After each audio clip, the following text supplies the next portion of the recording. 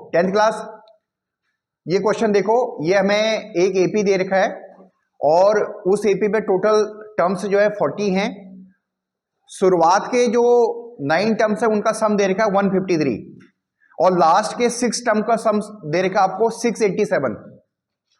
ठीक है, आपको फर्स्ट टर्म बतानी है, कॉमन डिफरेंस बताना है और दूसरा पार्ट है इस क्वेश्चन का कि आपको ये जितने भी 40 टर्म्स हैं इनका सबका सम बताना है। ठीक है, तो इसको प्रोसीड करो। शुरू के 9 टर्म्स का सम दे रखा है आपको, तो सम क्या होता है हमारे पास n/2।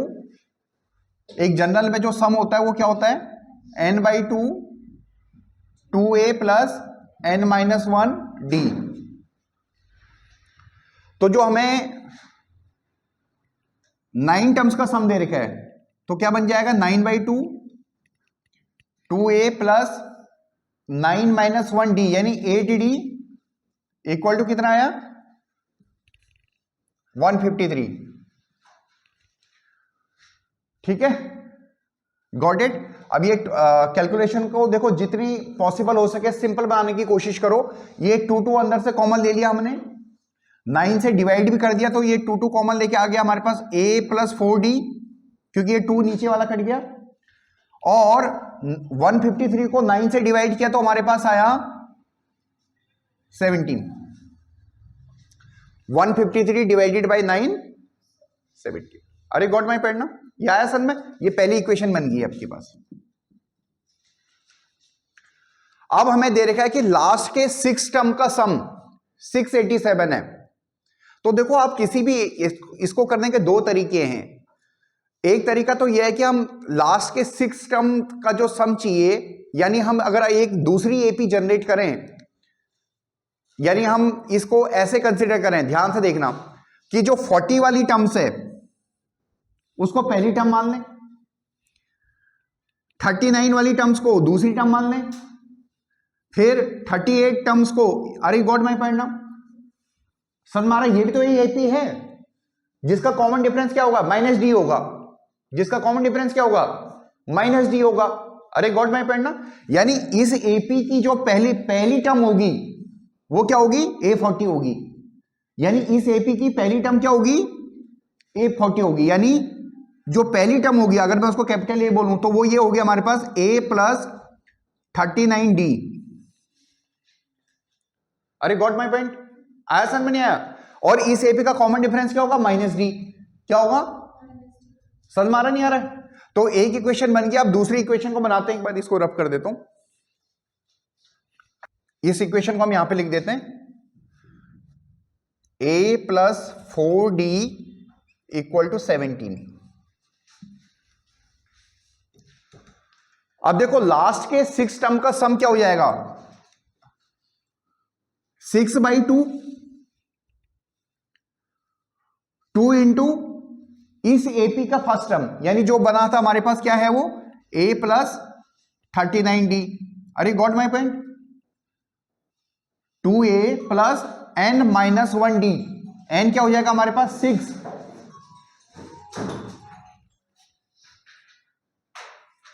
6 यानी 5 और d की वैल्यू -d। अरे गॉट माय पॉइंट, ये आ रहा समझ में नहीं आ रहा आपको? और इसकी वैल्यू हमें कितनी दे रखी है 687। मेरे ख्याल से कुछ क्लियर हुआ आपको? ये मैंने कैसे लिखा है? ठीक है, आया समझ में नहीं आया? 10th क्लास सभी को आना चाहिए कैसे लिख रहे हैं।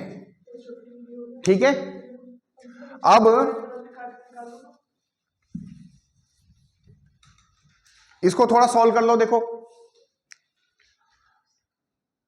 ये हो जाएगा 3 से इसको डिवाइड कर दोगे, यहां मल्टीप्लाई भी कर दो, 2a प्लस -5d और 3 से डिवाइड कर दोगे 27। ये गॉट माय पॉइंट ना? अब ये बन जाएगा आपके पास 2a प्लस 73d, है ना, इक्वल टू 229। अरे गॉट माय पॉइंट। अब आपके पास 2 इक्वेशन आ गई हैं। एक इक्वेशन जो अभी हमने लिखी थी a plus 4d equal to 17 और ए की इक्वेशन है ऊपर। अब इन दोनों को सॉल्व कर दोगे आप तो हमारे पास ए और डी की वैल्यू आ जाएगी। तो इसके लिए हम इस इक्वेशन को किससे मल्टीप्लाई करें? 2 से मल्टीप्लाई कर देते हैं। आ रहा समझ में? नहीं आ रहा है? ठीक है, कर दोगे ना?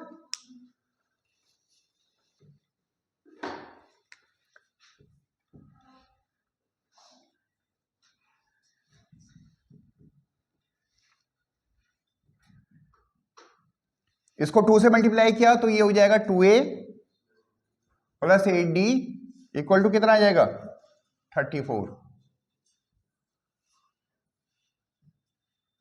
कितना हो जाएगा?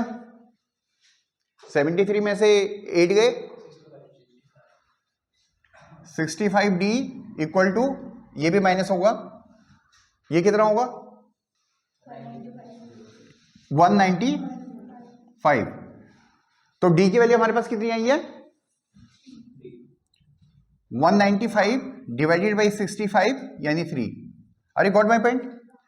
अब d की वैल्यू आ गई हमारे पास, तो किसी एक में सब्स्टिट्यूट कर दो आप, चाहे तो इस इक्वेशन में, इस वाली इक्वेशन, ये सबसे सिंपल है, इसमें आप सब्स्टिट्यूट कर दो तो a की वैल्यू भी आ जाएगी हमारे पास। a प्लस d की वैल्यू क्या है? 3 इक्वल टू 17। इसको एक बार रब कर देते हैं।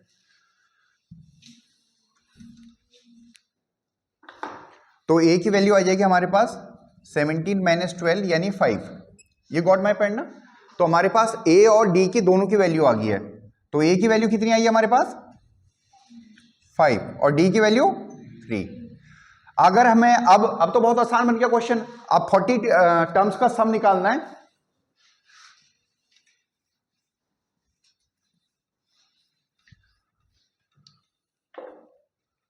फोर्टी टर्म्स का सम यानी S40। तो 40/2 2a, a कितना है हमारे पास? 5, n-1d यानी 39, d की वैल्यू कितनी है? 3। आया समझ में? नहीं आया? 20 10 कितना हुआ? 27, 3 3 9